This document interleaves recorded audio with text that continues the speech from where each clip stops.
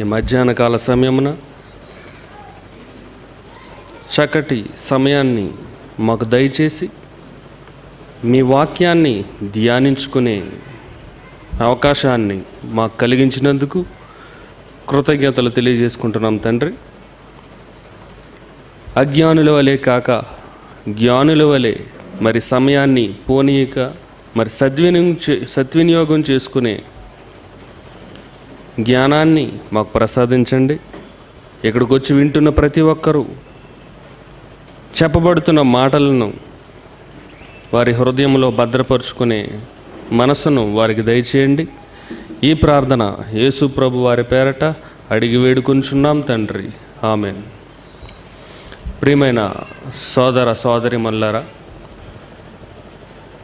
ఇప్పుడు నేను చెప్పబోయే పాఠం దేవునికి పనికిరాని నీవు ప్రార్థన లేదా ఉపవాస ప్రార్థన చేయుట న్యాయమా? దేవుని పనికిరాని నీవు ఉపవాస ప్రార్థన చేయుట న్యాయమా అనే మరి విషయాన్ని మరి లేఖనాల ద్వారా మనం తెలుసుకుందాం. ఈరోజు క్రైస్తవ సమాజంలో అతి ప్రాముఖ్యమైనదిగా ప్రతి ఒక్కరి జీవితంలో నిలవబడినదిగా ఉన్న అంశమే ప్రార్థన. చిన్ననాటి నుండి సండే స్కూల్కి వెళ్ళిన నాటి నుండి మరి పెద్దవారైనంత వరకు లేదా వృద్ధులైపోయినంత వరకు ఎక్కువగా క్రైస్తవ్యంలో వినబడుతున్న మాట ప్రార్థన. ప్రతి దానికి ప్రార్థన చేయాలండి అనే మాటలు ఎక్కువ బోధలలో మనం వింటూ ఉంటాం. ఆ బోధలకు తగినట్టుగా ప్రతి సోదరుడు సోదరిమణి కూడా తెల్లవారే నిద్ర లేవగానే మరి ప్రార్థన చేసి దేవునికి కృతజ్ఞతలు తెలుపుతారు. రాత్రంతా మంచి నిద్ర ఇచ్చినందుకు ప్రార్థించి థ్యాంక్స్ చెప్తారు దేవుడికి. అలాగే టిఫిన్ చేసే ముందు ప్రార్థన చేస్తారు. ఉద్యోగానికో లేదంటే స్కూలుకో ఇంటిలోంచి బయటికి వెళ్ళే ముందు ప్రయాణాల ముందు మరి ప్రార్థన చేసుకొని బయలుదేరుతారు. మధ్యాహ్నం భోజనం చేసే ముందు ప్రార్థన, రాత్రి పడుకునే ముందు ప్రార్థన, ఏ చిన్న కార్యక్రమం చేయి తలపెట్టినా ప్రార్థన చేస్తారు. ఇలా క్రైస్తవుని జీవితంలో మరి ఆకలేస్తే అన్నం తినడం, దాహం వేస్తే నీళ్లు తాగడం, తెల్లవారే స్నానం చేయడం, బ్రష్ చేసుకోవడం, ఇలా ఎలాగైతే ప్రతి మనిషిలోనూ ఒక దైనందిని అలవాటుగా ఇవన్నీ మారిపోయాయో ప్రార్థన కూడా వాటి వలె క్రైస్తవుని జీవితంలో మరి ఇమిడిపోయి ఉంది. మరి ఇంతగా ప్రార్థనలు చేస్తున్నప్పుడు మన ప్రార్థన అసలు దేవుడు వింటున్నాడా అనేది మనం గుర్తించాలండి. అందరూ ప్రార్థనలు చేస్తున్నారు. ప్రపంచంలో సుమారుగా 350 కోట్ల మంది ప్రతిరోజు ప్రార్థనలు జరిగిస్తూ ఉంటే మరి ఆ ప్రార్థన దేవుడి దగ్గరికి వెళ్తుందా? దేవుడు వింటున్నాడా? దేవుడు ఎలాంటి వారి ప్రార్థనలు వింటాడు అనేది ఈరోజు ఎవరూ ఆలోచించట్లేదండి. ప్రార్థనకి చాలా శక్తి ఉంది. బైబిల్ చరిత్రలో అటు పాత నిబంధన గ్రంథంలో కానివ్వండి, క్రొత్త నిబంధన గ్రంథంలో కానివ్వండి, మరి ప్రార్థన ద్వారా ఎన్నెన్నో గొప్ప కార్యక్రమాలు జరిగించిన పరిస్థితులు మనకు తెలుసండి. యెహోషువ గారి సందర్భంలో సూర్యుడు చంద్రుడు మరి యెహోషువ గారు ప్రార్థన చేసి సూర్యుడిని చంద్రుడిని ఆపగలిగారు. అంటే ప్రకృతిని స్తంభింపజేశారు. అంటే ప్రార్థన చేస్తే సూర్యుడు ఆగిపోతున్నాడు, చంద్రుడు ఆగిపోతున్నాడు. అలాగే ఏలియా గారు ప్రార్థన చేశారు. ఆయన ప్రార్థిస్తే వర్షం 3 సంవత్సరాల పాటు కురవలేదంట. చూడండి, ప్రార్థన చేస్తే వర్షం కురవడం ఆగిపోయింది. ప్రార్థన చేస్తే సముద్రం 2 ముక్కలుగా చీలిపోయింది, పాయలైపోయింది. ప్రార్థన చేస్తే బండలోంచి నీరు వచ్చింది. ప్రార్థన చేస్తే ఎన్నో యుద్ధాలలో గెలవడం జరిగింది. ప్రార్థన చేసి 5 రొట్టెలు 2 చిన్న చేపలు 5,000 మందికి ఆహారంగా యేసుప్రభు వారు అందించారు. ప్రార్థనతోనే ఎన్నో స్వస్థతలు జరుగుతున్నాయి. ప్రార్థనతోనే చూపు లేని వారికి చూపును దయచేశారు అపోస్తలులు. ప్రార్థనతోనే ఎన్నెన్నో గొప్ప కార్యక్రమాలు, అద్భుతాలు, సూచక్రియలు జరగడం అనేది మనం బైబిల్లో చూస్తున్నాం. మరి ప్రార్థనకి అంత శక్తి ఉంది, ప్రార్థన అంత బలమైనది. మరి ప్రార్థన ద్వారా ప్రకృతిని స్తంభింపజేశారు, ప్రార్థన ద్వారా ఎన్నో అద్భుతమైన కార్యక్రమాలు జరిగించారు. ఇవన్నీ బైబిల్లో మనం నిత్యము చదువుతూ ఉన్నాం. మరి ఇవన్నీ ప్రార్థనతోనే జరిగాయి, ఇవన్నీ ప్రార్థన వలనే జరిగాయి. మరి అలాంటి శక్తి కలిగిన ప్రార్థన ఈరోజు క్రైస్తవులుగా ఉన్నవారు చేస్తే జరుగుతాయా? ఇప్పుడు నేను నిలవబడి సూర్యుడిని చంద్రుడిని ఆగిపోవాలి అని ప్రార్థించాను అనుకోండి, ఆగిపోతాయా? వర్షం కురవడానికి వీలు లేదు అని ప్రార్థించాను అనుకోండి, ఆగిపోతుందా? ఆ మధ్యకాలంలో ఒక ఆయన బహిరంగ మహాసభలు జరుగుతున్నాయండి. మరప్పుడే వర్షం చిన్న చిన్న చినుకులుగా పడడం ప్రారంభించింది. మరప్పుడు బోధకుడు లేచి గట్టిగా ప్రార్థన చేశాడండి. ఇగో ఇక్కడ దేవుని కార్యక్రమం జరుగుతుంది, ఈ కార్యక్రమం అర్ధాంతరంగా ముగిసిపోకుండా ఉండాలి అని అంటే ఈ వర్షం ఆగిపోవాలి. యేసు నామాన్ని అడుగుతున్నాడని చెప్పి గట్టిగా కేక వేశాడండి. ఆ కేకకి వర్షం పెద్దదిగా మారిపోయిందండి.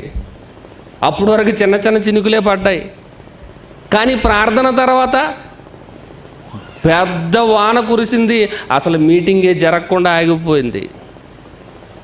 చూడండి, ఈరోజు ఎందుకు ప్రార్థనలు ప్రకృతిని ఆపలేకపోతున్నాయి? ఈరోజు ఎందుకు సూర్యుడిని చంద్రుడిని ఆపలేకపోతున్నారు? ఈరోజు ప్రార్థనలతో ఎందుకు అద్భుతాలు జరగట్లేదు? బైబిల్ ద్వారా మనం ఆలోచించాలండి. దేవుడు ఎవరి ప్రార్థన వింటాడు, ఎవరు చెప్తే జరిగిస్తుంటాడు, ఎవరి ప్రార్థన దేవునికి అనుకూలంగా ఉంటుంది అనే విషయాలు బైబిల్ ద్వారా మనం తెలుసుకోగలిగితే, మొదటిగా యోహాను సువార్త చూడండి. యోహాను సువార్త 9వ అధ్యాయం.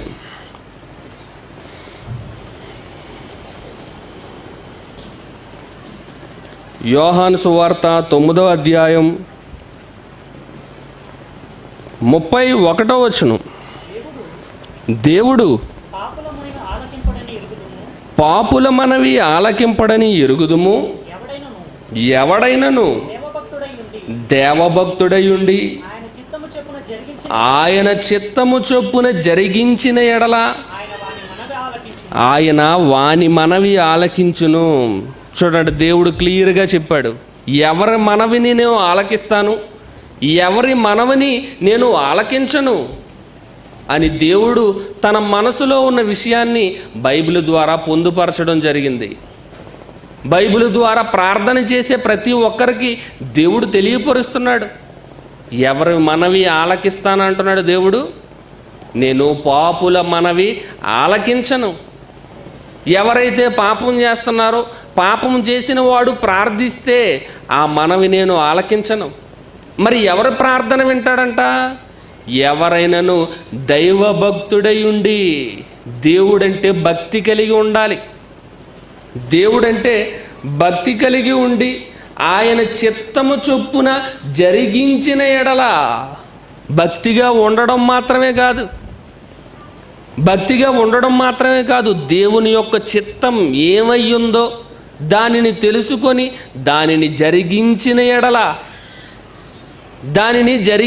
ఎడల, నేను అలాంటి వారి ప్రార్థన, అలాంటి వారి మనవిని నేను ఆలకిస్తాను అని దేవుడు తన మనసులో ఉన్న మాటను ప్రపంచానికి తెలియజేశారండి. మరి ఈరోజు ప్రార్థనలు చేస్తున్న వారంతా భక్తులేనా? ఈరోజు దేవుడికి ప్రార్థిస్తున్న వారంతా దేవుని చిత్తాన్ని జరిగించి ప్రార్థిస్తున్నారా? ఈరోజు ప్రతి వారు ప్రార్థనేనండి. దేనికి ప్రార్థిస్తారో తెలీదు. ఒక ఆయన క్రైస్తవుడేనండి, క్రైస్తవుడిగా ఉండి మరి మద్యానికి బానిసగా మారిపోయాడు. టేబుల్ మీద సీసా పెట్టుకొని ప్రార్థన చేస్తున్నాడంట. అయ్యా, ఇగో నేను ఇప్పుడు ఈ మద్యాన్ని సేవిస్తున్నాను, దీనివలన నా లివరు, నా కిడ్నీలు, నా గుండె చెడిపోకుండా నువ్వే కాపాడాలి అని శుభ్రంగా మందు కొట్టేస్తున్నాడంట. అలాంటి వాడి ప్రార్థన దేవుడు వింటాడా?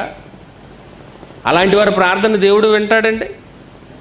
అసలు దేనికి ప్రార్థన చెయ్యాలో తెలియదు, ఎవరి విషయమై ప్రార్థించాలో తెలియదు.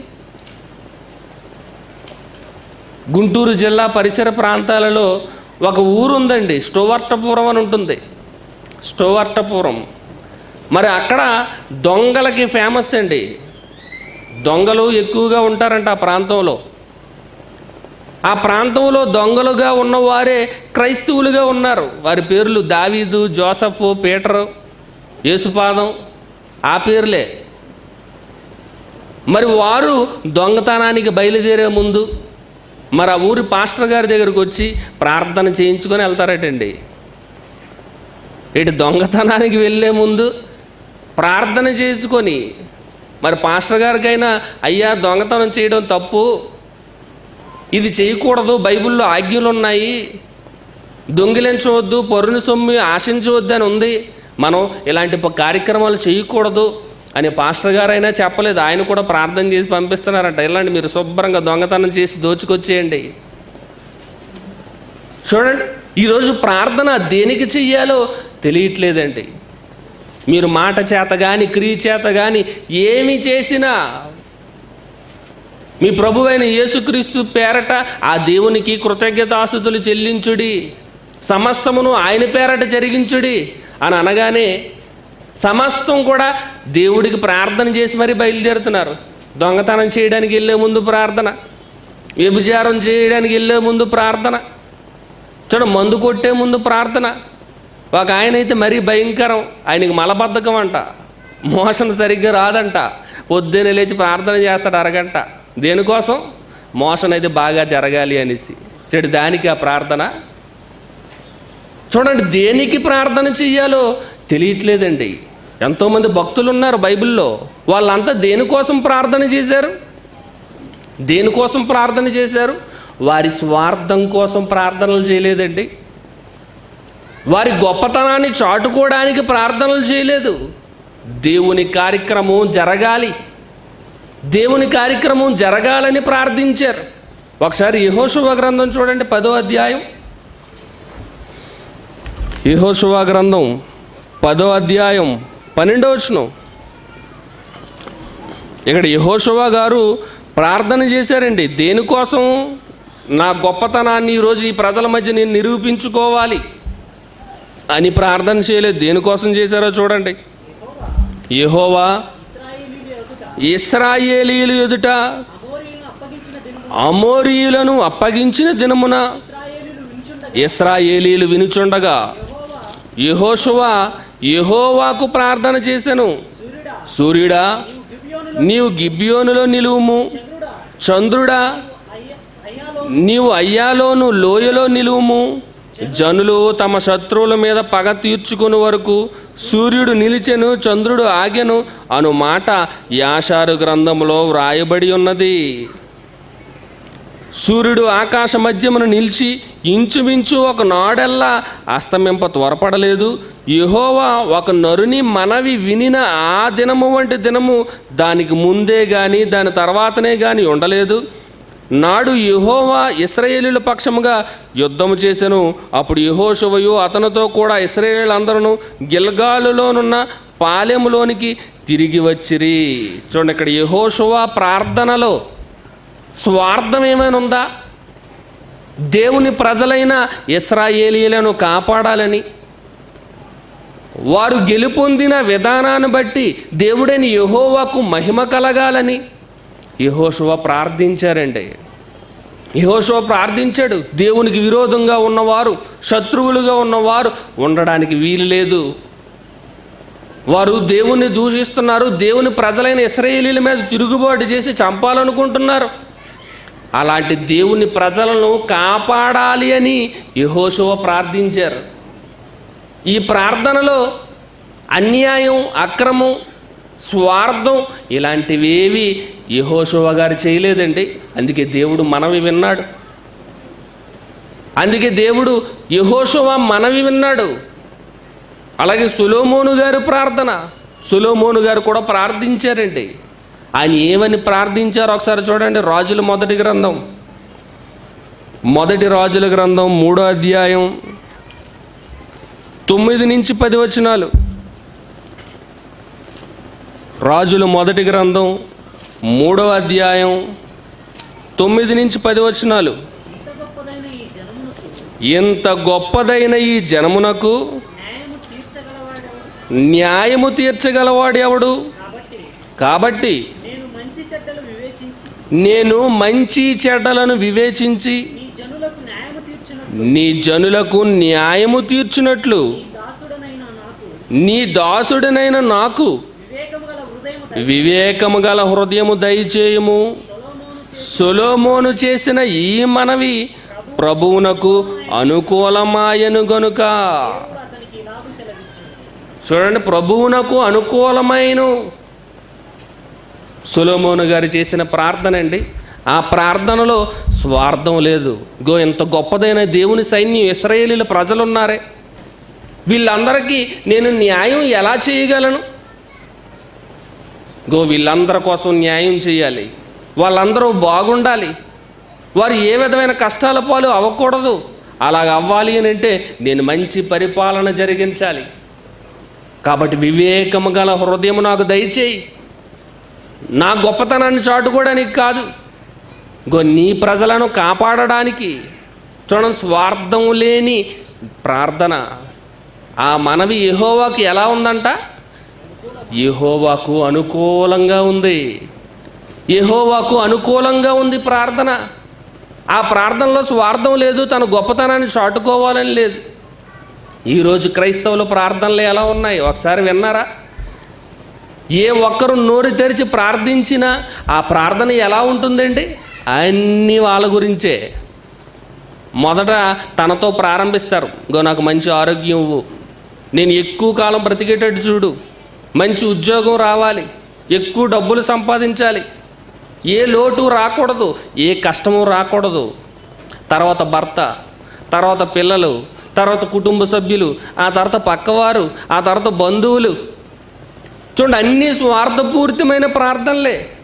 ఉద్యోగం కావాలని, వ్యాపారాలలో లాభాలు సంపాదించాలని, గర్భఫలాన్ని దయచేయమని, ఆరోగ్యంగా ఉండాలి అని, ఉద్యోగం త్వరగా రావాలని, పెళ్ళి త్వరగా జరిగిపోవాలి అని.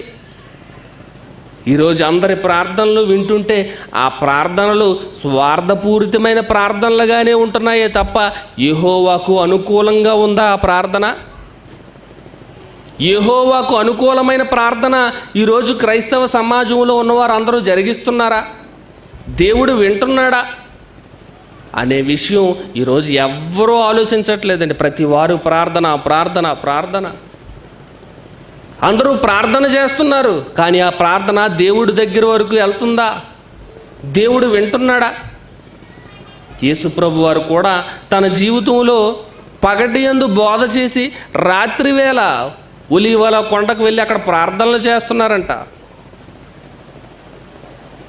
మరి యేసుప్రభు వారి ప్రార్థనల్లో ఏమైనా స్వార్థం ఏమైనా ఉందా? ఆయన లోకంలో ఉన్న మనుషుల కొరకు ప్రార్థించారండి. తన గురించి తాను ఎప్పుడూ ప్రార్థించలేదు. దేవుడా నాకు మంచి ఆరోగ్యం ఇవ్వని, దేవుడా నేను ఎక్కువ కాలం బ్రతకాలని. యేసుప్రభు వారు తన గురించి ఎప్పుడు ప్రార్థన చేసుకోలేదండి. తనకి అప్పగింపబడిన అపోస్తలుల కొరకు ప్రార్థన చేశారు. ఈ లోకంలో ఉన్న మనుషులు చెడిపోతున్నారు, ఇలాంటి వారిని రక్షించాలి అని పని చేసి ప్రార్థన చేశారు. ఈరోజు మన ప్రార్థన ఎలా ఉంది? ఈరోజు మీరు నేను చేస్తున్న ప్రార్థనలు ఏ విధంగా ఉన్నాయి? అన్ని స్వార్థపూరితమైన ప్రార్థనలేనండి. దేవునికి అనుకూలమైన ప్రార్థన ఈరోజు ఏ ఒక్కరూ చేయడం లేదు. ఒకరోజు యెహోషువ చేస్తే ఆ ప్రార్థనను యెహోవా మనవి విన్నారు. యెహోషువ ప్రార్థనను విన్నారు. సొలొమోను గారు చేసిన ప్రార్థన విన్నారు. ఒక ఏలియా గారు చేసిన ప్రార్థన విన్నారు. వాళ్ళందరి ప్రార్థనలు విన్న దేవుడు ఈరోజు క్రైస్తవ సమాజంలో క్రైస్తవులుగా ఉన్నవారు చేస్తున్న మనవి ఎంతవరకు ఆలకిస్తున్నాడు? ఎంతవరకు వింటున్నాడు? ఎంతవరకు వాటినన్నిటినీ జరిగిస్తున్నాడు? ఒకసారి యాకోబు పత్రిక చూడండి. యాకోబు పత్రిక 4వ అధ్యాయం. యాకోబు పత్రిక 4వ అధ్యాయం 3వ వచనం.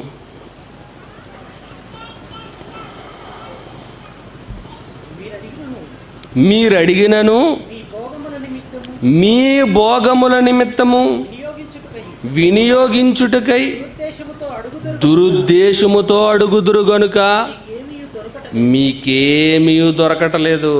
చూడండి, మీరు అడుగుతున్నారు.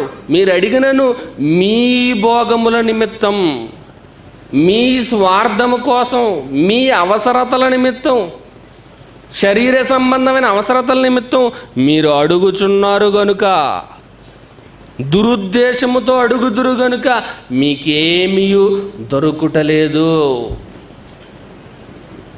చూసారా, దేవుడు ఓపెన్గా చెప్పేస్తున్నాడండి. ఓపెన్గా మాట్లాడుతున్నాడు. దురుద్దేశంతో ఎవరు అడిగినా, మీ స్వార్థం కోసం ఎవరు అడిగినా నేను వారి మనవిని వినను. నాకు అనుకూలంగా ఉండాలి మీరు చేసే ప్రార్థన. మీరు చేసే ప్రార్థన నాకు అనుకూలంగా ఉంటేనే నేను ఆ ప్రార్థనను నెరవేరుస్తాను, మీ మనవిని ఆలకిస్తాను. అందుకే దేవుడు పాపుల మనవి ఆలకింపడు. ఎవరి ప్రార్థన వింటాడు? ఎవడైనను దేవభక్తుడై ఉండి, దేవుని యందు భయభక్తులు కలిగి ఉండి ఆయన చిత్తము చొప్పున జరిగించిన ఎడల, ఆయన చిత్తాన్ని జరిగిస్తే అప్పుడు వాని ప్రార్థన వింటాను అని అంటున్నాడు. మరి మనం దేవుని చిత్తం చొప్పున జరిగిస్తున్నావా? భక్తి అయితే ఉంది, దేవుడంటే భక్తి అయితే ఉంది. కానీ దేవుని చిత్తము చొప్పున జరిగించే పరిస్థితులు ఈరోజు ఎంతమందిలో ఉన్నాయి? దేవుని చిత్తాన్ని ఎవరు జరిగిస్తున్నారు? ఎవరో జరిగించట్లేదండి. ఈరోజు ఆదివారం అవ్వగానే దగ్గరగా ఉన్న చర్చికి వెళ్ళి అక్కడ పాటలు పాడి ప్రార్థన చేసి కానుక వేసి అక్కడ బోధించిన బోధ విని ఇంటికి వచ్చేయడం అలవాటుగా చేసుకున్నారే తప్ప దేవుని చిత్తం ఏమై ఉంది? దేవుడు మనల్ని ఎందుకు ఈ భూమి మీద పుట్టించాడు? దేవుడు ఎందుకు మనకి బ్రతుకునిచ్చాడు? 60 సంవత్సరాల కాలం బ్రతకడానికి కోటాను కోట్ల విలువ చేసే ఈ ప్రకృతిని ఎందుకు కలిగించాడు? గాలి, నీరు, ఆకాశం, భూమి, ప్రకృతిలో ఎన్నో ఆహార పదార్థాలు, ఎన్నో జంతువులు, పక్షులు, జీవరాశులు, వీటన్నిటినీ ఎవరి కోసం సృష్టించాడు దేవుడు? మనిషి కోసమేనండి. మనిషి కోసమే చేశాడు. మరి ఇన్ని సృష్టించిన దేవుడు ఇవన్నిటిని మనకు అప్పగించి ఏం కోరుకుంటున్నాడు? తన చిత్తాన్ని జరిగించాలి అని, దేవుని చిత్తాన్ని జరిగించాలి అని. అలా చిత్తాన్ని జరిగించిన వాడు ఏమి అడిగినా నేను ఇవ్వడానికి సిద్ధంగా ఉన్నానని దేవుడు చెప్తున్నాడండి. నేను పాపుల మనవి ఆలకించను. మీరు పని చేసి ప్రార్థిస్తే, నా చిత్తాన్ని జరిగించి మీరు అడిగితే అప్పుడు నేను చేస్తాను. మీరు ఇంకా ఏం కావాలన్నా చేస్తాను. కానీ ఈరోజు ప్రార్థనలు ఎలా ఉన్నాయి? పని చేసి అడుగుతున్నారా? పని చెయ్యకుండా అడుగుతున్నారా? పని చేసిన వారి ప్రార్థనే దేవుడు వింటాడండి. ఒకసారి యెషయా గ్రంథం చూద్దాం. యెషయా గ్రంథం 1వ అధ్యాయం 15వ వచనం. యెషయా గ్రంథం 1వ అధ్యాయం 15వ వచనం, మీరు మీ చేతులు చాపునప్పుడు మిమ్మును చూడక నా కన్నులు కప్పుకొందును. మీరు బహుగా ప్రార్థన చేసినను నేను వినను. చాలండి. దేవుడు చెప్తున్నాడండి, మీ చేతులు చాచినప్పుడు మిమ్మును చూడక నా కన్నులు మూసుకొందును. మీరు బహుగా ప్రార్థన చేసినను నేను వినను. చూడండి, మనం ప్రార్థన చేస్తే కళ్ళు ఎవరు మూసుకుంటారంట? మనం ప్రార్థన చేసి దేవుడు కళ్ళు మూసుకుంటాడంట. మీ ప్రార్థన నాకు అవసరం లేదు.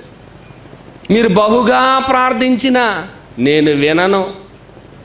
బహుగా. కొంతమంది గంటలు గంటలు ప్రార్థనలు చేస్తూ ఉంటారండి.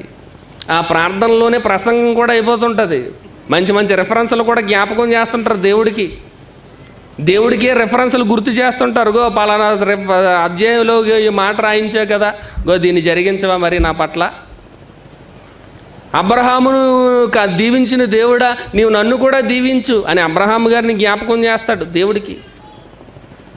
మోషే ప్రార్థిస్తే గో సముద్రాన్ని పాయలు చేసావు, నాకు సముద్రాన్ని పాయలు చేయవలసిన అవసరం లేదు, గో పలానా బ్యాంకు లాకర్ ఓపెన్ చేస్తే చాలు, చూడండి ఆ ధనమంతా నాకు వచ్చేయాలి. చూడండి ప్రార్థనలు చూడండి, బహుగా గంటలు గంటలు ప్రార్థిస్తూ లింక్ ప్రార్థనలని, చైను ప్రార్థనలని, దీర్ఘ ప్రార్థనలు చేస్తూ ఏ పని చేయకుండా దేవుడిని విసిగిస్తున్నారండి. దేవుడిని విసిగిస్తున్నారు. అందుకే మీరు బహుగా ప్రార్థన చేసినా నేను వినను. మీరు గంటల తరబడి చేసినా, 24 గంటలు చేసినా, దీర్ఘ ప్రార్థనలు చేసినా నేను వినను. నా చెవులు మూసుకుంటాను, నా కళ్ళు మూసుకుంటాను. మీరు చేతులు చాచినా నేను పట్టించుకోను. పాపుల మనవి నేను ఆలకించను.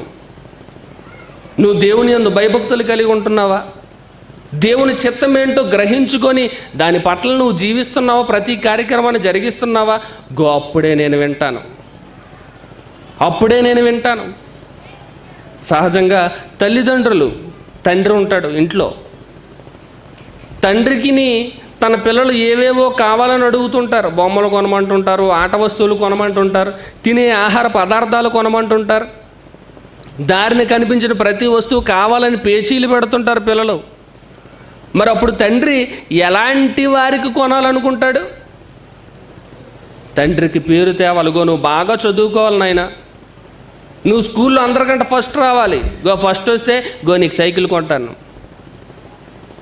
నువ్వు డిగ్రీలో మంచి మార్కులు తెచ్చుకుంటే నీకు బైక్ కొంటాను,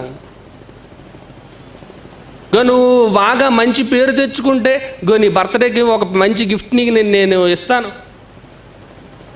చూడండి, చెప్పిన మాట ఎవరైతే వింటారో, తల్లిదండ్రుల కోరికను బట్టి ఎవరైతే తల్లిదండ్రులకు లోబడి వాటిని జరిగిస్తారో అలాంటి పిల్లల్ని తల్లిదండ్రులు ప్రేమిస్తారు. ఏం కావాలని అడుగుతారు, ఏం కావాలని ఇస్తారు, కొని వెంటనే తెచ్చి ఇచ్చేస్తారు.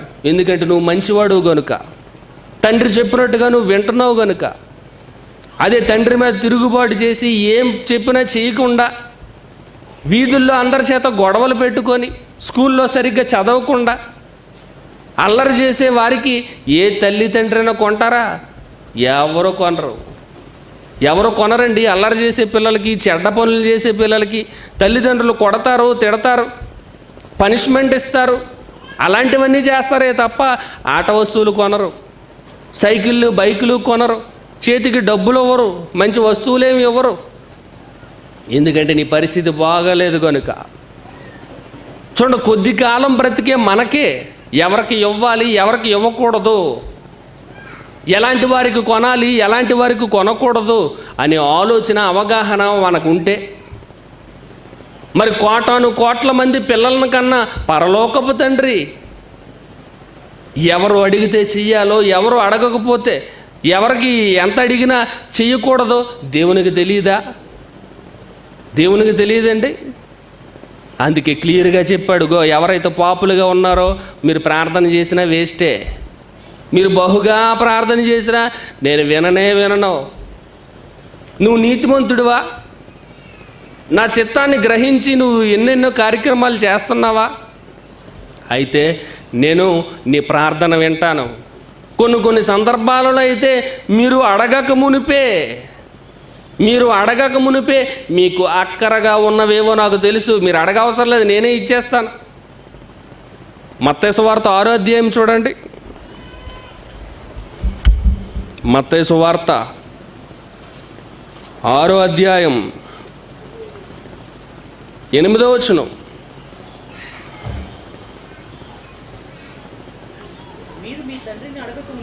మీరు మీ తండ్రిని అడగక మునిపే మీకు అక్కరగా ఉన్నవేవో ఆయనకు తెలియను.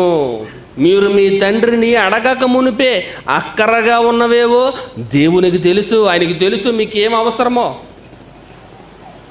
గాలి కావాలి దేవుడా, ఈ భూమి మీదకి పంపిస్తున్నావు కదా నన్ను, అక్కడ నేను బ్రతకాలంటే గాలి కావాలి అని చెప్పి ఎవరైనా ప్రార్థన చేశారేంటి? పుట్టక ముందు తల్లి గర్భంలో ఉన్నప్పుడు ఎవరైనా ప్రార్థన చేశారా? ఎవరూ చేయలేదు. నాకు నీళ్లు కావాలని ప్రార్థన చేశారా? ఆహారం కావాలని ప్రార్థన చేశారా? భూమి కావాలని ప్రార్థన చేశారా?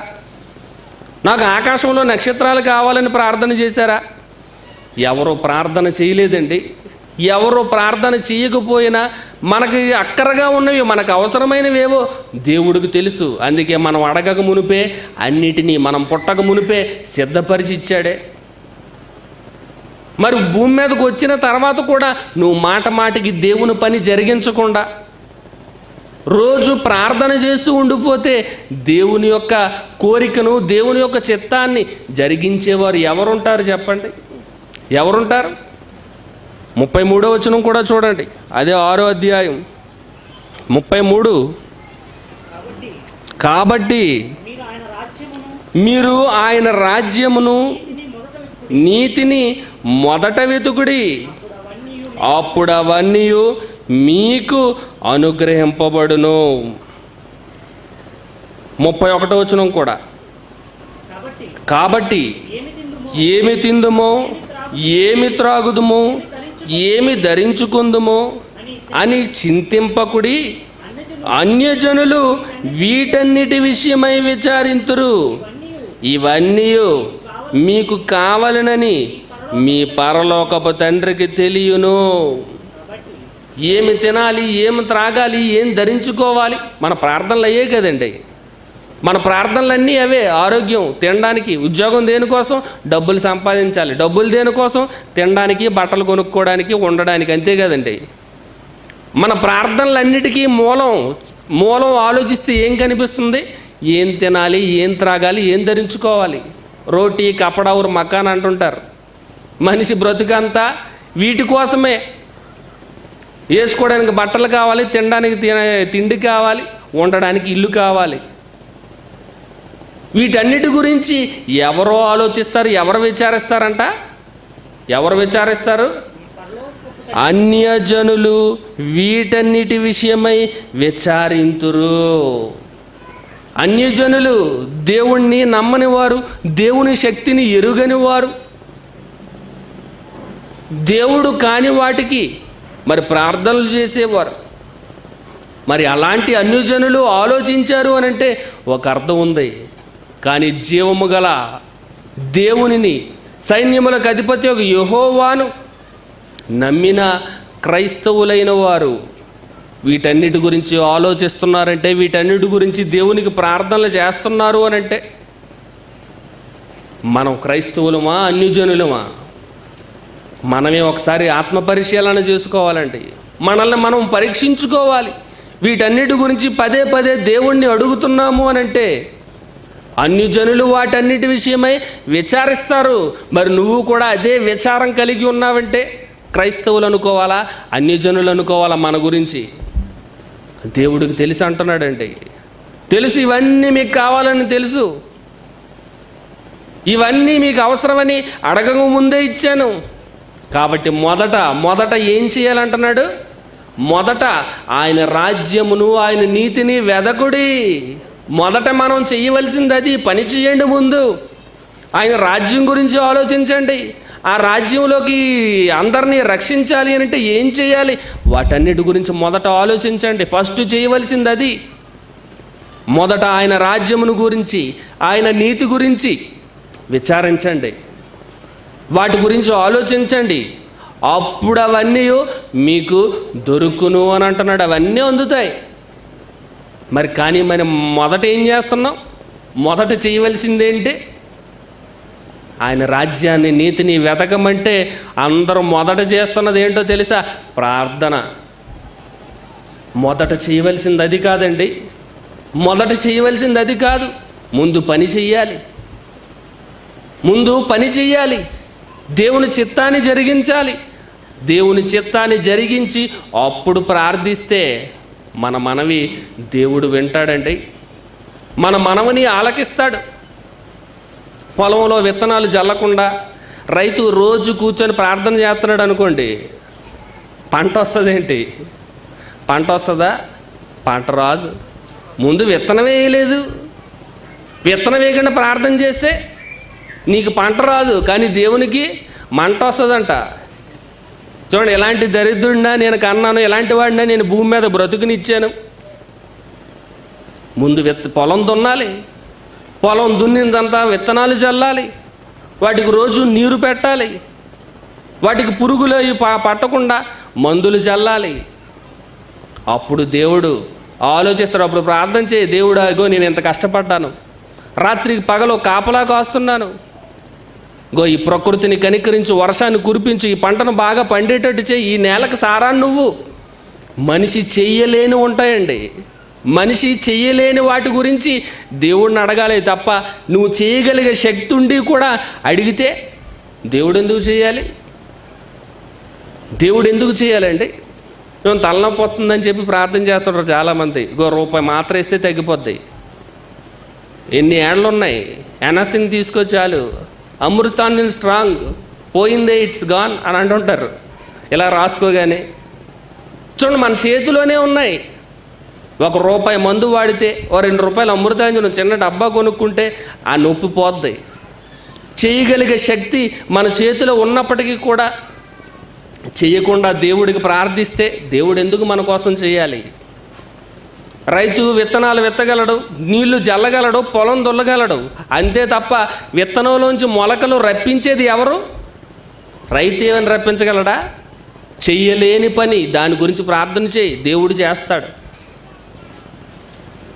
మనిషి చేయలేనిదంటూ ఏదైనా ఉంటే, మనుషుల చేతులు దాటిపోతే అప్పుడు దేవుడిని అడగాలండి. చేయగలిగే శక్తి ఉండి కూడా చేయకపోతే దేవుడు మన మనవి ఎందుకు ఆలకించాలి? ముందు పని చెయ్యాలి. ముందు పని చేసి అప్పుడు ప్రార్థించాలండి. పని చేసి ప్రార్థించాలి. యోహాను గారు రాసిన మొదటి పత్రిక చూడండి. యోహాను గారు రాసిన మొదటి పత్రిక 3వ అధ్యాయం 22వ వచనం.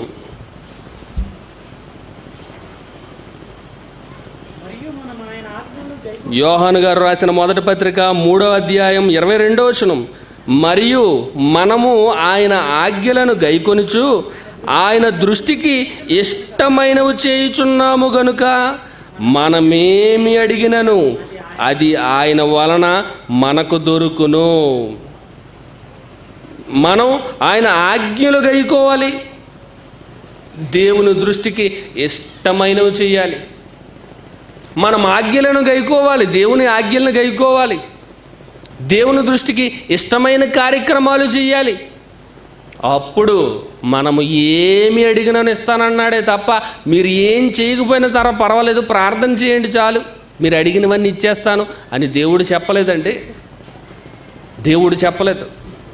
చాలామంది ఉపవాస ప్రార్థనలు చేస్తుంటారండి. ఉపవాసం, మరి ఉపవాస ప్రార్థనలు అనేవి మరి చాలామంది చేస్తుంటారు. అన్నం తినడం మానేసి, నీళ్లు త్రాగడం మానేసి అడిగితే దేవుడు ఇస్తాడా? ఇస్తాడంటే దేవుడు ఇస్తాడా? అది కూడా బైబిల్లో ఆలోచిద్దామండి. బైబిల్లో చూద్దాం. మామూలుగా ప్రార్థన చేస్తే దేవుడు వినట్లేదు.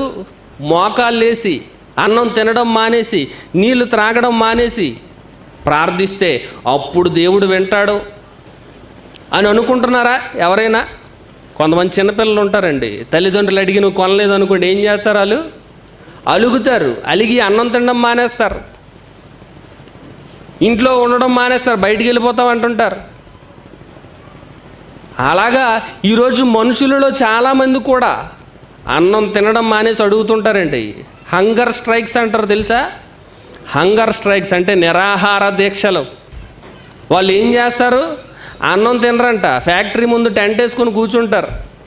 ఇంకో నిరాహార దీక్ష చేస్తున్నాం, ఇంకో మేము అడిగిన అవసరతలన్నీ తీర్చాలి యాజమాన్యం అని చెప్పి తిండి మానేసి అడగడం ప్రారంభిస్తుంటారు.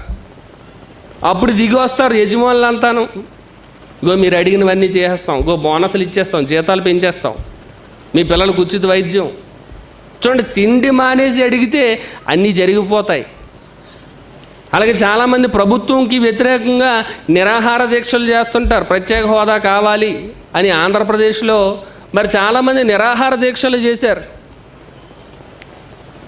వచ్చిందా ప్రత్యేక హోదా? రాలేదండి, రాలేదు. ఉపవాసం ఉండి ప్రార్థిస్తే, లేదంటే ఉపవాసం ఉండి అడిగితే ప్రభుత్వాలైనా దిగిపోతాయి. ఎలాంటి కార్యక్రమైనా జరిగించుకోవచ్చు, దేవుణ్ణైనా మా దగ్గరికి రప్పించుకోవచ్చు అని చాలామంది అనుకుంటుంటారండి. ఉపవాస ప్రార్థనలు చేస్తుంటారు. మరి ఉపవాస ప్రార్థన చేసి అడిగితే దేవుడు వింటాడా? దేవుడు జరిగిస్తాడా? బైబిల్లో ఒక మహాభక్తుడైన ఆయన గురించి వ్రాయబడిందండి. ఆయనే దావీదు గారు. దావీదు గారి గురించి దేవుడిచ్చిన సాక్ష్యం ఏంటో తెలుసా? దావీదు నా ఇష్టానుసారుడైన మనుష్యుడు, అతడు నా ఉద్దేశములన్నీ నెరవేర్చును. దావీదు నా ఇష్టానుసారుడు, నా ఉద్దేశాలన్నీ నెరవేరుస్తాడు. అపోస్తలుల కార్యములు 13వ అధ్యాయంలో ఉంటుంది. నా ఉద్దేశాలన్నీ నెరవేరుస్తాడు, అంత గొప్పవాడు. అలాంటి దావీదు గారు ఒక సందర్భంలో ఉపవాసం ఉండి ప్రార్థన చేస్తారండి దేవునికి. చూద్దాం ఒకసారి. సమూయేలు 2వ గ్రంథం 12వ అధ్యాయం. సమూయేలు 2వ గ్రంథం 12వ అధ్యాయం 16వ వచనం. యెహోవా ఊరియా భార్య దావీదునకు కనిన బిడ్డను మొత్తినందున అది బహు జబ్బుపడెను. దావీదు ఉపవాసముండి లోపలికి పోయి రాత్రి అంతయు నేలపడి ఉండి బిడ్డ కొరకు దేవుని బతిమాలగా, ఇంటిలో ఎన్నికైన వారు లేచి అతని నేల నుండి లేవనెత్తుటకు వచ్చిరి గాని అతడు సమ్మతింపక వారితో కూడా భోజనం చేయకయుండెను. చూడండి, దావీదు గారి పరిస్థితి ఎలా ఉందంట? భోజనం చేయలేదంట, నేల పడి ఉన్నాడంట, కిందన పడిపోయాడు, బోరున ఏడుస్తూ ఉన్నాడు. బోరున ఏడుస్తూ రాత్రంతా బిడ్డ కొరకు దేవుణ్ణి బతిమాలుకుంటున్నాడంట, దేవుణ్ణి ప్రార్థన చేస్తున్నాడంట. అప్పుడు దావీదు గురించి, గో నువ్వు నా ఇష్టానుసారుడైన మనుషుడు గనుక గో నువ్వు అడిగింది నేను చేస్తున్నాను, గో బిడ్డను బ్రతికించేస్తున్నాను అన్నాడా? ఏం జరిగిందో చూడండి. 7వ దినమున బిడ్డ చావగా, బిడ్డ ప్రాణముతో ఉండగా మేము అతనితో మాట్లాడినప్పుడు అతడు మా మాటలు వినకయుండెను. ఇప్పుడు బిడ్డ చనిపోయినని మనము అతనితో చెప్పిన ఎడల తనకు తాను హాని చేసుకొనినేమో అనుకొని దావీదు సేవకులు బిడ్డ చనిపోయిన సంగతి అతనితో చెప్పవెరచిరి. చూడండి, దేవునికి ఇష్టానుసారుడైన దావీదు గారు ఉపవాసం ఉండి ప్రార్థన చేస్తే ఈ బిడ్డను కాపాడమని దేవుడిని అడిగితే కాపాడలేదు. ఎందుకు కాపాడలేదు? దావీదు పాపము చేశాడు గనుక. దావీదు ఊరియా భార్య విషయంలో పాపం చేశాడు. దావీదు చేసిన పాపం వలన ఆ రోజు దేవునికి అవమానం కలిగిందండి.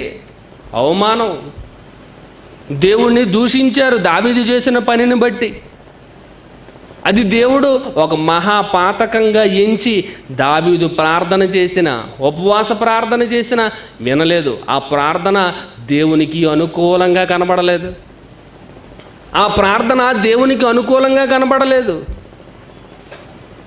చూడండి, దేవుడికి అనుకూలంగా లేని ప్రార్థన, అది ఎంతటి గొప్పవారు చేసిన, దేవునికి ఇష్టలుగా ఉన్నవారు చేసిన, ఉపవాసం ఉండి ప్రార్థించిన దేవుడు వినను అని అంటున్నాడండి. దేవునికి అనుకూలంగా ఉండాలి ప్రార్థన. స్వార్థపూరితమైన ప్రార్థనలు దేవుడు వినడం. స్వార్థంతో ఎవరు ఎన్ని ఉపవాస ప్రార్థనలు చేసినా దేవుడు వినను అని అంటున్నాడండి. బైబిల్లో వ్రాయబడిన సత్యం ఇది. మరి దావీదు గారి ప్రార్థనే దేవుడు వినకపోతే మనమంతా దావీదు గారి కంటే గొప్పవారం ఏంటి?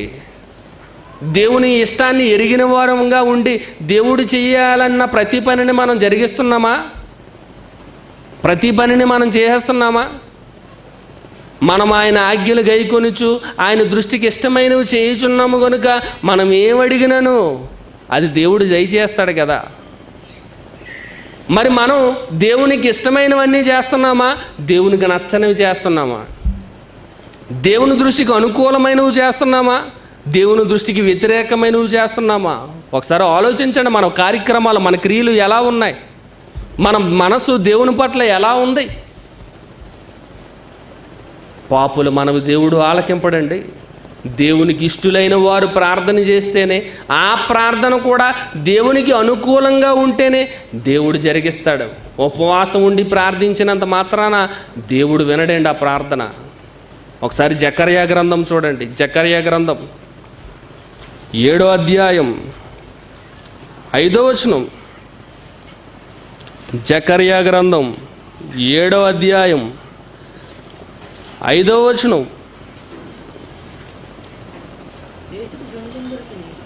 జకర్యా గ్రంథం 7వ అధ్యాయం 5వ వచనం. దేశపు జనులందరికీ యాజకులకును నీవు ఈ మాట తెలియజేయవలను. ఈ జరిగిన 70 సంవత్సరములు ఏటేటా 5వ నెలను 7వ నెలను మీరు ఉపవాసముండి దుఃఖము సలుపుచూ వచ్చినప్పుడు నా యందు భక్తి కలిగి ఏ ఉపవాసం ఉంటిరా? చూడండి, ఇశ్రాయేలీల గురించి చెప్తూ ఈ జరిగిన ఈ 70 సంవత్సరాల్లో ప్రతి ఏటా 5వ నెలన అలాగే 7వ నెలలో మీరు ఉపవాసం ఉంటున్నారు. చూసారా? ఉపవాస ప్రార్థనలు చేస్తున్నారు. ఇవన్నీ నా యందు భక్తి కలిగి ఏ ఉపవాసం ఉంటున్నారా? దేవుడు ప్రశ్నిస్తున్నాడు. భక్తి కలిగే ఉపవాసం ఉంటున్నారా? లేదంటే పాస్టర్ గారు ఉపవాస ప్రార్థన అనౌన్స్మెంట్ చేశారు కాబట్టి మనం అంతా రాకపోతే బాగోదు, అడుగుతారు, అందరి ముందు నిలబెడతారు అని ఒకవేళ ఉపవాసానికి వస్తున్నారా? దేవుని యందు భయభక్తులు కలిగి భక్తి కలిగే ఉపవాసం ఉండాలండి. భక్తి కలిగే ఉపవాసం ఉంటున్నారా అని దేవుడు ప్రశ్నిస్తున్నాడు. 6వ వచనం చూడండి. మరియు మీరు ఆహారము పుచ్చుకొనినప్పుడు స్వప్రయోజనము కొరకే కదా పుచ్చుకొంటిరి. మీరు పానము చేసినప్పుడు స్వప్రయోజనమునకే కదా పానము చేసిద్దరి. చూడండి, మీరు భోజనం ఆహారం చేస్తున్నారు దేనికోసం? మీ స్వప్రయోజనం. నీళ్ళు త్రాగుతున్నారు, పానము చేస్తున్నారు దేనికోసం? మీకు స్వప్రయోజనం ఉంది. మరి తిండి మానేస్తున్నారు, ఇది దేనికోసం? దేవుని కోసమా? స్వప్రయోజనం కోసమా? దావీదు గారు ఎందుకు తినడం మానేశారు? దేవుని కోసం మానేశారా? స్వప్రయోజనం కోసం మానేసి ఏడుస్తున్నారా? స్వప్రయోజనం కోసం. నా బిడ్డ బ్రతకాలి, నా బిడ్డ జబ్బు పడిపోయింది, స్వస్థత జరగాలి, ఆరోగ్యవంతుడైపోవాలి అని స్వప్రయోజనం కొరకు ప్రార్థన చేశారు. ఇక్కడ ఇశ్రాయేలీల్లో కూడా చాలామంది తిన్న స్వప్రయోజనం కోసమే, త్రాగిన స్వప్రయోజనం కోసమే, తినకపోయినా త్రాగకపోయినా అది కూడా స్వప్రయోజనం కోసమే. అందుకే మీ ఉపవాసాలు నాకు ఇష్టం లేదు. మీరు ఉపవాసం ఉండి ప్రార్థన చేసినా, బహుగా ప్రార్థన చేసినా నేను మీ మనవి వినను. పని చేసి అడగండి, పని చేసి ప్రార్థించండి. ఆ ప్రార్థన కూడా నాకు అనుకూలమైనదై ఉండాలి. అందుకే కింద మాటల్లో చెప్తున్నారు చూడండి, 7వ వచనం. యెరూషలేములోను దాని చుట్టూను పట్టణముల్లోను దక్షిణ దేశములోను మైదానములోను జనులు విస్తరించి క్షేమముగా ఉన్న కాలమున పూర్వీకులకు ప్రవక్తల ద్వారా యెహోవా ప్రకటన చేసిన ఆజ్ఞలను మీరు మనస్సునకు తెచ్చుకొనకుండా వచ్చునా? చూడండి, పూర్వం నుంచి దేవుడు ప్రవక్తల ద్వారా ప్రకటన చేస్తున్నాడంట యెహోవా ఆజ్ఞల గురించి. ప్రకటన చేసిన ఆజ్ఞలను మీరు మనస్సునకు తెచ్చుకొనకుండా వచ్చునా? మీరు అవయం జ్ఞాపకం చేసుకోవట్లేదు, మీరు వాటిని ఏమీ జరిగించట్లేదు. ఆయన ఆజ్ఞలను మీరు పాటించట్లేదు, కానీ ఉపవాసం మాత్రం చేస్తున్నారు. 70 ఏళ్ళ నుంచి చేస్తున్నారంట. 5వ నెల 7వ నెలలోన 70 ఏళ్ళ నుంచి ప్రతి సంవత్సరం ఉపవాసం చేస్తున్నారు. నిజంగా భక్తి కలిగే మీరు ఉపవాసం చేస్తున్నారా? మీ స్వప్రయోజనం కోసం చేస్తే నేనెందుకు మీరు అడిగినవన్నీ ఇవ్వాలి? మీరు చేసే ప్రార్థన కానీ మీరు చేసే పని కానీ ప్రజలందరికీ ఉపయోగంగా ఉండాలి, దేవునికి అనుకూలంగా ఉండాలి. దేవుని దృష్టికి అనుకూలమైన ప్రార్థన ఏంటో తెలుసా? దేవుని దృష్టికి అనుకూలమైన ప్రార్థన ఏదో తెలుసా? తిమోతి పత్రికలో చెప్తున్నారు చూడండి. దేవుని దృష్టికి ఎలాంటి ప్రార్థన అనుకూలమో, ఎలాంటి వారి ప్రార్థన దేవుడు వింటానంటున్నాడో తిమోతికి రాసిన మొదటి పత్రిక 2వ అధ్యాయం 1వ వచనం నుంచి, మనము సంపూర్ణ భక్తియు మాన్యతయు కలిగి నెమ్మదిగాను సుఖముగాను బ్రతుకు నిమిత్తము అన్నిటికంటే ముఖ్యముగా మనుష్యులందరి కొరకును, రాజుల కొరకును, అధికారులందరి కొరకును విజ్ఞాపనములను, ప్రార్థనలను, యాచనలను, కృతజ్ఞతాస్తుతులను చేయవలెనని హెచ్చరించుచున్నాను. ఇది మంచిదియు మన రక్షకుడగు దేవుని దృష్టికి అనుకూలమైనదినై ఉన్నది. చూడండి, ఎవరి కోసం ప్రార్థించమంటున్నాడు? నీ కోసం, నీ కుటుంబం కోసం, మీ పిల్లల కోసం, మీ తల్లిదండ్రుల కోసం, కేవలం మీ రక్త సంబంధుల కోసం ప్రార్థించమని దేవుడు చెప్పట్లేదండి. మనుషులందరి కోసం ప్రార్థించాలి. ఈ లోకంలోని మనుషులంతా దేవుని పిల్లలే, వాళ్ళందరి కోసం ప్రార్థించాలి. ఆ మనుషుల్ని పరిపాలిస్తున్న రాజుల కోసం ప్రార్థించాలి, అధికారుల కోసం ప్రార్థించాలి. కానీ మన ప్రార్థనలు ఎలా ఉంటున్నాయి? అన్నీ స్వార్థపూరితమైన ప్రార్థనలు, అన్నీ స్వప్రయోజనంకే ఉపయోగపడే ప్రార్థనలు. ఇలాంటివి దేవుడు ఎందుకు వినాలి? ఇలాంటి ప్రార్థనలు నువ్వు కన్నీటితో చేసినా, మోకాళ్ళేసి చేసినా, సాష్టాంగ నమస్కారం పడి చేసినా, ఉపవాసం ఉండి ప్రార్థన చేసినా ఆ ప్రార్థన దేవుడు వినడు.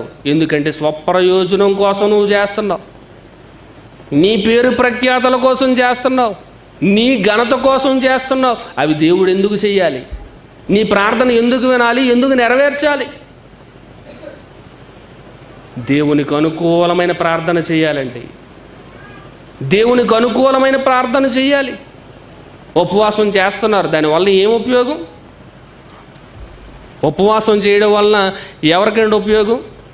ఈరోజు చాలామంది డాక్టర్లు, ఎంతోమంది శరీరానికి సంబంధించిన ఫిట్నెస్ ఎక్స్పర్ట్స్ ఏం చెప్తున్నారో తెలుసా? మీరు తిండి తినడం మానేయండి, ఎక్కువగా తినకండి, ఏం తీసుకున్నా లైట్గా తీసుకోండి, అన్నం ఎక్కువగా తినొద్దు, లైట్గా 2 చపాతీలు తినండి చాలు, ఒక ఫ్రూట్ జ్యూస్ తాగండి, వీలైనంత మట్టుకు పళ్ళు తినడానికి ప్రయత్నించండి. సో ఇలాంటివన్నీ చెప్తున్నారు. ఇవన్నీ ఏంటవి? ఉపవాసం కాదా? ఈరోజు ఉపవాస కూడికల పేరుతో ఈరోజు క్రైస్తవ్యంలో జరుగుతున్నది ఏంటండి? అన్నం ఒక్కటే తినడం మానేస్తారు. ఇక్కడేమో టీ తాగేస్తాడు, ఎంత పెద్ద గ్లాస్ తోటి నిమ్మరసం తాగేస్తారు. చూడండి, అల్పాహారం అని చెప్పి చిన్న చిన్న మిక్చర్లు అవన్నీ ఇస్తుంటారు ఉపవాస ప్రార్థనలోనే. అవన్నీ శుభ్రంగా తినేసి వెళ్ళిపోతారు. ఏం ప్రయోజనం? ఉపవాసం ఉన్నట్టేనా? ఇంట్లో నువ్వు వండుకోవలసిన సామాన్లు అన్నీ మిగిలిపోతాయి నీకే, అది కూడా నీకే ప్రయోజనం. కానీ బిల్డప్ ఎలాగేస్తాం? ఉపవాస ప్రార్థన అండి. ఇవాళ ఏమీ తినలేదు, నీరసంగా మాట్లాడుతూ ఉంటారు, ముఖం అలాగ పెట్టుకొని. ఎందుకు?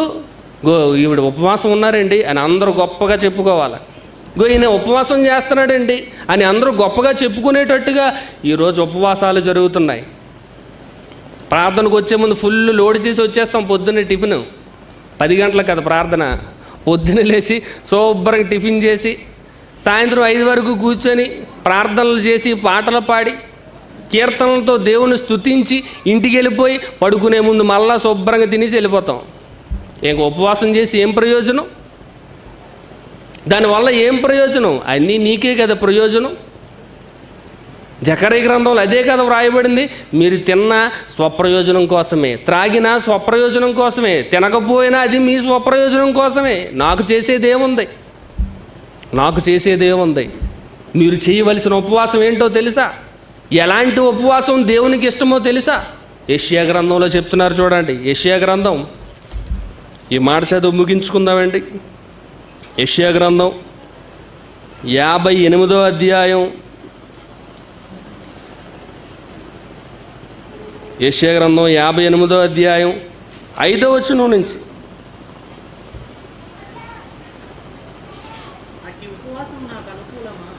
అట్టి ఉపవాసం 3వ వచనం చదువుతామండి. 3వ వచనం, మేము ఉపవాసం ఉండగా నీవెందుకు చూడవు? మేము మా ప్రాణములను ఆయాసపరుచుకొనగా నీవెందుకు లక్ష్య పెట్టవు అని అందురు. చూడండి, అడుగుతున్నారట, ఉపవాస ప్రార్థన చేస్తే ఎందుకు వినట్లేదు? మా ప్రాణాన్ని ఆయాసపరుచుకుంటున్నాం కదా, నువ్వెందుకు లక్ష్య పెట్టట్లేదు అని అడుగుతారంట చాలామంది. అప్పుడు దేవుడు ఏమంటున్నాడో చూడండి. మీ ఉపవాస దినమున మీరు మీ వ్యాపారము చేయుదురు, మీ పనివారి చేత కఠినమైన పని చేయించుదురు, మీరు కలహపడుచు వివాదము చేయొచ్చు అన్యాయముగా మాట్లాడుచు ఉపవాసముందురు, మీ కంఠధ్వని పరమున విడబడినట్లుగా మీరిప్పుడు ఉపవాసం ఉండరు. అట్టి ఉపవాసము నాకు అనుకూలమా? చూడండి, దేవుడు చెప్తున్నాడు. మీరు తినడం మానేస్తున్నారు, బాగానే ఉంది. ప్రాణాన్ని ఆయాసపరుచుకుంటున్నారు, బాగానే ఉంది. కానీ మీరు ఉపవాసం చేస్తున్న దినంలో ఏం చేస్తున్నారు?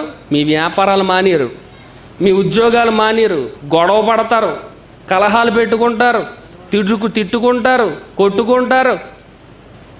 ఇలాగ ఉంటూ మీ మనసు బాగోకుండా మీ హృదయం అంతా చెడుతనంతో నిండిపోయి తిండి తినడం మానేస్తే అది నాకు అనుకూలమైన ఉపవాసమా? దేవుడికి కావాల్సింది హృదయం కావాలండి. హృదయం పరిశుద్ధంగా ఉండడం కావాలి. హృదయశుద్ధి గలవారు ధన్యులు అని అంటున్నాడు. మరి ఈరోజు హృదయశుద్ధి ఎవరికి ఉంది? ఉపవాసం ఉంటున్నావు, ప్రార్థన చేస్తున్నావు, బాగానే ఉంది. మరి నీ హృదయం పరిస్థితి ఏంటి? తోటి మనిషిని ప్రేమించలేకపోతున్నావు, తోటి మనిషిని క్షమించలేకపోతున్నావు. లోపల కుళ్ళుతోటి కుతంత్రాలతోటి నింపుకొని నువ్వు తినడం మానేసి ప్రార్థించినంత మాత్రాన దేవుడు వింటాడా? అలాంటి ఉపవాసం నాకు అనుకూలమా అని చెప్తూ ఏమంటున్నారో చూడండి. మనుషుడు తన ప్రాణమును బాధపరుచుకొనవలసిన దినము అట్టిదేనా? ఒకడు జమ్ము వలె తల వంచుకొని గోని పట్ట కట్టుకొని బూడిద పరుచుకొని కూర్చుంటుట ఉపవాసమా? అట్టి ఉపవాసము యెహోవాకు ప్రీతికరమని మీరనుకుందురు. మీరు అనుకుంటున్నారు. తినడం మానేసి గోని పట్ట కట్టుకొని ప్రార్థన చేస్తే ఇదేనండి ఉపవాసం అని మీరు అనుకుంటున్నారు. కానీ దేవుడికి అలాంటి ఉపవాసం నచ్చదంట. అలాంటి ఉపవాసం దేవునికి నచ్చదు. నువ్వు తిండి తినడం మానేసి దేవునికి ఏమొస్తుంది? నువ్వు నీళ్ళు తాగడం మానేసి దేవునికి ఏమొస్తుంది? నీకే మిగిలిపోతాయి. ఆ పూట తిండంతా మిగిలిపోయినట్టే కదండి. ఎవరికైనా పెడుతున్నావేంటి? మనం ఎవరికైనా పెడుతున్నావా? ఎవరికి పెట్టట్లేదండి. ఆ పూట భోజనం మనకి మిగిలిపోతుంది. అలాంటి ఉపవాసం దేవునికి ఇష్టం లేదు. మరి ఏం చేయాలంట? దుర్మార్గులు కట్టిన కట్లను విప్పుటయు, కాడిమాను మోకులు తీయుటయు, బాధింపబడిన వారిని విడిపించుటయు, ప్రతి కాడిని విరగగొట్టుటయు నేను ఏర్పరచుకొనిన ఉపవాసము కదా. దేవుడు ఏర్పరచుకొనిన ఉపవాసం ఏంటో చెప్తున్నాడు. మనుషులు ఆలోచించుకొని పెట్టుకున్న ఉపవాసాలు అవి అసలు ఉపవాసాలే కాదు. దేవుడు ఏర్పాటు చేసిన ఉపవాసం ఉంది. దుర్మార్గులు కట్టిన కట్లను విప్పాలి. ఈరోజు దుర్మార్గులైన వారు చాలామంది ఉన్నారు. ఎన్నెన్నో కట్టడలు విధిస్తున్నారు. క్రైస్తవ్యం విదేశీ మతం అంటున్నారు. క్రైస్తవులు ఇక్కడ సువార్త ప్రకటించడానికి వీల్లేదంటున్నారు. బైబిల్ అనేది ఒక మత పుస్తకం అని అంటున్నారు. చర్చిల్ని కూలదోస్తున్నారు. సువార్త సభలకు అంతరాయాన్ని కలుగు చేస్తున్నారు. ఎన్నెన్నో కట్లను తీసుకొస్తున్నారు. కట్టడలు మీరు ఎక్కడ ప్రకటించడానికి వీల్లేదు, ఎక్కడ సభ పెట్టడానికి వీల్లేదు. ఈరోజు ఎన్ని దాడులు జరుగుతున్నాయండి, ఎన్ని దారుణాలు జరుగుతున్నాయి. సంఘ కాపరులను కొడుతున్నారండి. బైబిల్ని చింపి ముక్కలు చేసి తగలబెడుతున్నారండి ప్రజల మధ్యన నడి రోడ్డు మీద. ఎన్నెన్నో చట్టాలు తీసుకురావాలనుకుంటున్నారు. మరి వీటన్నిటి గురించి ఏం చేస్తున్నావు? దుర్మార్గులు కట్టిన కట్లను విప్పాలి. ఈరోజు ఎక్కడికి వెళ్తున్నాం? క్రైస్తవ్యం, ఆదివారం ఆరాధన, చర్చికి వెళ్ళడం తప్ప ఇంకేమీ చేయట్లేదు కదండి. అలాంటప్పుడు మన ప్రార్థన ఎందుకు వినాలి? నువ్వు ఉపవాసం ఉండి ప్రార్థన చేసినా, కన్నీటితో ప్రార్థన చేసినా దేవుడు వినడం. ముందు పని చేయండి అని అంటున్నాడు. దేవునికి అనుకూలమైన ఉపవాసం, దేవుడు ఏర్పరిచిన ఉపవాసం. దుర్మార్గులు కట్టిన కట్లను విప్పాలి, కాడిమాను మోకులు తీయాలి. కాడిమాను యేసు ప్రభువు వారు అన్నారండి, తనను వెంబడించాలనుకునేవాడు ఏం చేయాలంట? ప్రతిదినము తన కాడిని ఎత్తుకొని, తన సిలువని ఎత్తుకొని యేసును వెంబడించాలి. సమస్త భారాన్ని మోసుకుంటున్న జనులారా, నా యొద్దకు రండి, నేను మీ మీద ఒక చిన్న కాడి మోపుతాను. దాని భారం తేలికగా ఉంటుంది, మీరు దీన్ని మోయండి. కాడిమాను మోకులు తీయాలి. ఈరోజు ఎంతమంది కాడి మోస్తున్నారు? యేసు ప్రభు వారు మోపున కాడి, భారం మోపారంట. ఏంటా భారం? సువార్త ప్రకటింపవలసిన భారము నా మీద మోపబడి ఉన్నదని పౌలు గారు అంటున్నారు. మరి ఈరోజు ఎంతమంది క్రైస్తవులు భారం మోస్తున్నారు? సువార్త ప్రకటించవలసిన భారం. సువార్త ప్రకటించకుండా ఎన్ని ప్రార్థనలు చేసినా, ఎన్ని ఉపవాసాలు ఉండినా అది దేవునికి అనుకూలమైనది కాదు. పని చెయ్యాలి, కాడిని మోయాలి. సువార్త ప్రకటించవలసిన భారం ప్రతి క్రైస్తవుని మీద ఉందండి. మరి అందరూ ప్రకటించగలుగుతున్నారా? ప్రకటించే వారికి సహకారులుగా నిలుస్తున్నారా? అలా నిలిచేవారైతే అది నిజమైన ఉపవాసం అని అంటున్నాడు. ఇంకా ప్రతి కాడిని, బాధింపబడిన వారిని విడిపించుటయు, ప్రతి కాడిని విరగగొట్టుటయు నేను ఏర్పరచుకున్న ఉపవాసం. నీ ఆహారము ఆకలి కొనిన వారికి పెట్టుటయు, నీ రక్త సంబంధికి ముఖము తిప్పకుండా ఉండుటయు, దిక్కుమాలిన బేదలను నీ ఎంట చేర్చుకొనుటయు, వస్త్రహీనుడు నీకు కనబడినప్పుడు వానికి వస్త్రములు ఇచ్చుటయు, ఇదియే కదా నాకిష్టమైన ఉపవాసము. చూడండి, దేవుడు ఎంత క్లియర్గా బైబిల్లో వ్రాయించాడండి. ఇవన్నీ అందరూ చదువుతున్నారు కదా, చదివినా మరలా పాత పద్ధతే. ఉపవాసం అనగానే తిండి తినడం మానేయాలి, అన్నం తినడం మానేయాలి, జ్యూసులు మాత్రం తాగేయాలి పెద్ద పెద్ద గ్లాసులతో. చూడండి, అదే ఉపవాసం. ఇలాంటి ఉపవాసం దేవునికి అనుకూలం కాదండి. పని చేసి ప్రార్థిస్తేనే మనమే దేవుడు వింటాడు. దేవుని పనికిరాని నీవు ఉపవాసం ఉండి ప్రార్థించుట న్యాయమా? చెప్పండి మీరే, అది న్యాయమైనదా? కాదండి, అన్యాయం. పాపులు మనవి దేవుడు ఆలకింపడు, నీతిమంతులు మనవే ఆలకిస్తాడు. మరి ఆ నీతిమంతుడు చేసి ప్రార్థన దేవుడు వినాలి అని అంటే అది దేవునికి అనుకూలమైన ప్రార్థనగా ఉండాలి. దేవుని దృష్టికి ఇష్టమైనవి చేయాలి, ఆయన ఆజ్ఞలను గైకొని ప్రార్థించాలి. ఉపవాస దినాన్న వాక్యాన్ని ప్రకటించాలి. ప్రార్థిస్తే పాపులు మారిపోతారండి. చాలామంది అంటుంటారండి, ప్రార్థించండి చాలు అని అంటుంటారు. ప్రార్థిస్తే పాపి మారిపోతాడా?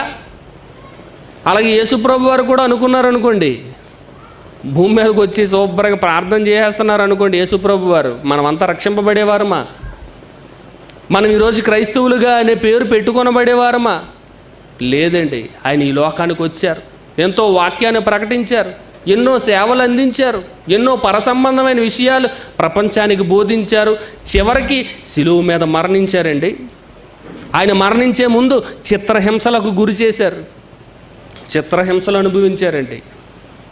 చిన్న ముళ్ళు గుచ్చుకుంటేనే మనం భరించలేమే, అలాంటిది తల మీద ముళ్ళ కిరీటం పెట్టారు, చేతులకి మేకులు కొట్టారండి, కాళ్ళకు పెద్ద పెద్ద మేకులు శీలలు దించారు, పక్కలో బల్లెంతో పొడిచారు. ఇవన్నీ ఎవరు భరించగలరో చెప్పండి? ఎవరు అనుభవించగలరు? ఆయన్ని నానా మాటలతో అవమానపరిచారండి. మానసికంగా, శారీరకంగా ఎన్నో హింసలకు గురయ్యారు యేసుప్రభు వారు. ఆయన మొహం మీద ఉమ్మి వేశారంట. ఎంత దారుణం ఏంటి, ఎంతటి అవమానం ఏంటి! దీన్ని ఎవరైనా భరించగలరా? కానీ యేసుప్రభు వారు భరించారండి. ఎవరి కోసం? మనల్ని రక్షించడానికి, మనల్ని పరిశుద్ధులుగా చేయడానికి వాటినన్నిటిని ఓర్చుకున్నారు.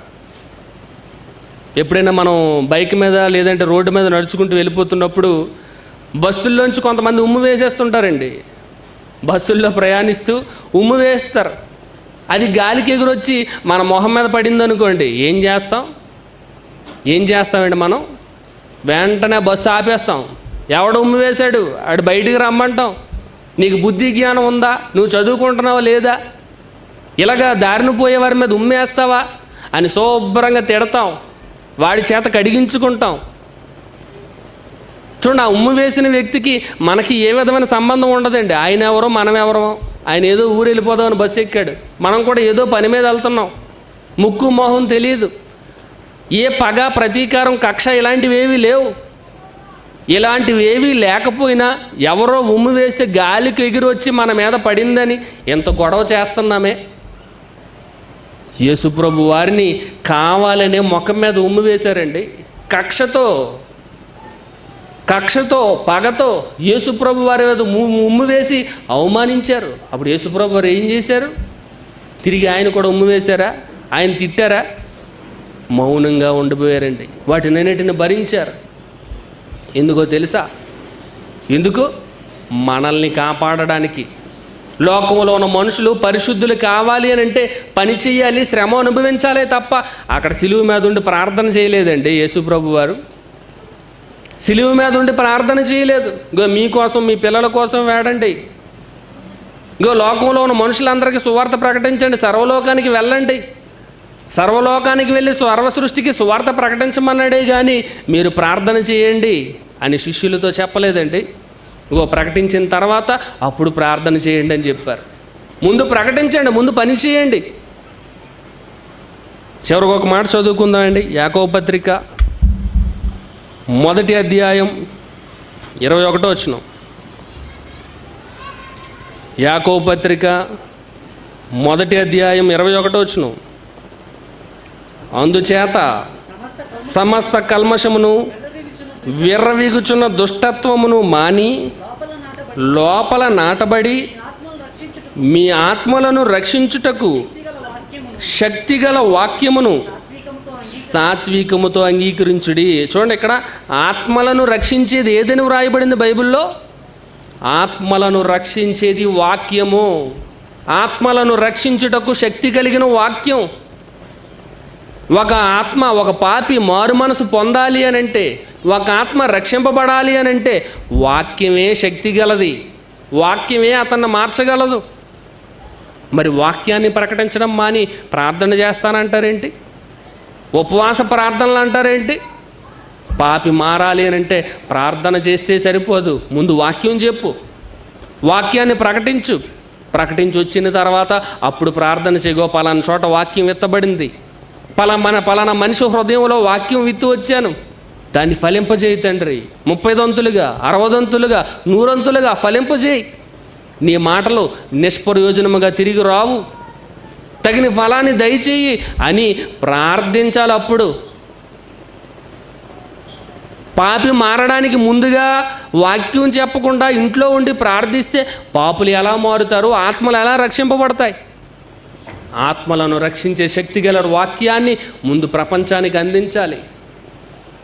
అందించిన తర్వాత అప్పుడు ప్రార్థన చేస్తావో, మోకాల ప్రార్థన చేస్తావో, కన్నీటి ప్రార్థన చేస్తావో, ఉపవాస ప్రార్థన చేస్తావో నీ ఇష్టం.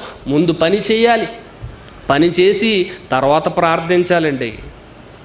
నేను చదివించాను ఒక మాట, లోకాసు వార్త 6:46 వచనంలో యేసుప్రభు వారు అంటుంటారు, నేను చెప్పు మాటల ప్రకారం మీరు చేయక ప్రభువా ప్రభువా ప్రభువా ప్రభువా అని నన్ను పిలుచుటే ఎందుకు? నేను చెప్పే మాటలు ముందు చేయండి, ఆ తర్వాత ప్రభువు పేరట ప్రార్థన చేయండి. ప్రభువా ప్రభువా అని నన్ను పిలండి.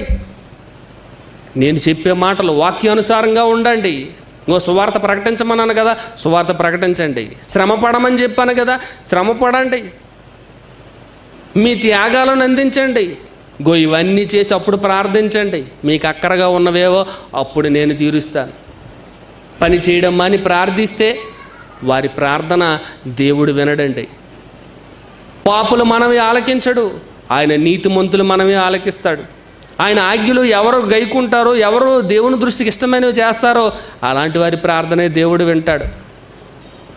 కాబట్టి మనం పని మాని ప్రార్థన చేస్తే దేవుడు వినడండి. ముందు పని చేయాలి, తర్వాత ప్రార్థన చేయాలి. దేవుని పనికిరాని నీవు ప్రార్థించుట, ఉపవాస ప్రార్థన చేయుట, అది అన్యాయం అవుతుందే తప్ప న్యాయం అవ్వదు. కాబట్టి నేను చెప్పిన మాటలు ఆలోచించండి. మరి సమయం ఎక్కువ అవుతుంది, మరి ముగిస్తాను. కళ్ళు మూసుకోండి, ప్రార్థన చేసుకుందాం. పరలోకమందున మా తండ్రి, మరి సమయంలో మీ పిల్లలకు కొద్ది మాటలు తెలియజేశాను తండ్రి. మీ దృష్టికి అనుకూలమైన ఉపవాసం ఏదో, ఏం చేస్తే మీరు సంతోషిస్తారో బైబిల్ ద్వారా మేము తెలుసుకున్నాం తండ్రి. ఒక పాపి మారు మనసు పొందితే పరలోకమందు మీరు మీ దూతలతో కూడా మరి సంతోషిస్తారనే వాక్యం మాకు తెలుసు తండ్రి. మరి పాపిని మార్చే వాక్యాన్ని మేము ప్రపంచానికి చెప్పకుండా 4 గోడల మధ్య కూర్చొని ప్రార్థిస్తే మీకు సంతోషం ఉండదని, మీరు బాధపడుతున్నారనే సత్యాన్ని మరి మీ పిల్లలకు తెలియపరిచాను తండ్రి. మరి తెలుసుకున్న వారంతా మిమ్మల్ని సంతోషపరచడానికి ఆత్మలను రక్షించే శక్తి గల వాక్యాన్ని చేతపట్టుకొని అనేకులకు దీనిని గూర్చి తెలియపరిచే జ్ఞానాన్ని మీ పిల్లలైన వారందరికీ తెలియపరచండి తండ్రి. మరి ఈరోజు రాత్రి జరిగే సభ కూడా మరి ఘనముగా మీకు మహిమకరంగా మరి జరుగులాగున మరి మీ కాపుదలను దయచేయండి. మీ కృపను మా ఎడల చూపించండి. ఈ ప్రార్థన యేసు ప్రభు వారి పేరట అడిగి వేడుకొనుచున్నాం తండ్రి. ఆమెన్.